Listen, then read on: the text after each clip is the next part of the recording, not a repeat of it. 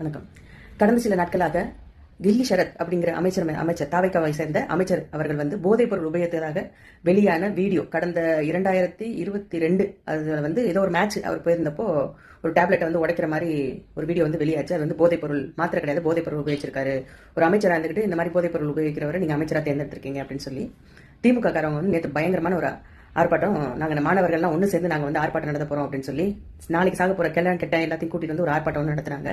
But வந்து அது முறைப்படியாக ஒரு அனுமதி பெறாத ஆர்ப்பாட்டங்கிறதுனால போலீசார் வந்து அங்கே ஆர்ப்பாட்டத்தில் இருந்த சில பேரை கைது பண்ணி கூட்டிட்டு போனாங்க. அதில் சேகர் பாபு உள்பட மேயர் பிரியா அக்கா அவர்களும் இருந்தாங்க. சேகர் பாபு அரெஸ்ட் ஆனாலே கண்டிப்பாக பிரியாவும் இருப்பாங்க, அது நமக்கு தெரிஞ்ச விஷயம் தான்.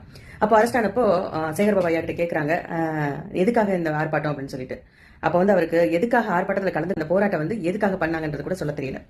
திடீர்னு இவங்களுக்கு மக்கள் மேல ஒரு நல்ல விஷயம் வந்துருச்சு, போதைப் பொருள் உள்ள வந்ததை நாங்க தடுக்கிறதுக்காக போராடினாங்கன்னு கூட வச்சுக்கோமே. அவங்களுக்காக ஒரு சின்ன வீடியோ கிளிப்ஸ் ரிலீஸ் பண்றேன், பார்த்துட்டு உங்களோட ஒப்பீனியன்ஸ் என்ன அப்படின்றத கருத்துக்களை தெரிவிங்க. தேங்க்யூ.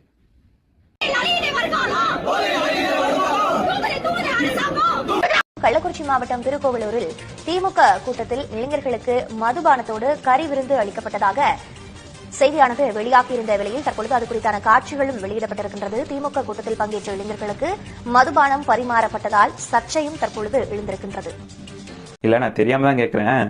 இதுதான் உங்களோட கொள்கை, கோட்பாடு, லட்சியம், பெண்ணியம், கண்ணியம், சமத்துவம், நாகரிகம், ஒழுக்கம் எல்லாமே அப்படிதானே? இப்ப நடக்கக்கூடிய எல்லா திமுக கூட்டத்திலையும் பாத்தீங்க அப்படின்னா இந்த மாதிரி ஒரு ஆடலும் பாடல் வச்சு உங்களால பார்க்க முடியும். ஒரு அரசியல் கட்சி அவங்களோட மேடையில என்னத்தை முன் வைக்கிறாங்க அப்படிங்கறத பொறுத்துதான் அவங்க எந்த மாதிரி கட்சி அப்படின்னு நம்ம வந்துட்டு சொல்ல முடியும். அவங்க ஒழுக்கத்தை ஃபாலோ பண்றாங்களா இல்லையா, இல்ல அவங்க தொண்டர்கள் எந்த மாதிரி அப்படிங்கிற நம்ம சொல்ல முடியும். இவங்க கிட்ட எல்லாம் போய் ஒழுக்கத்தை பத்தி பேசுனீங்க அப்படின்னா ஒழுக்கமா அப்படின்னா என்ன கண்டு நான் முன்னப்படி கேள்விப்பட்டதே கிடையாது அப்படின்னு பேசுவாங்க. Thank you so much sir. கூச்சமே இல்ல.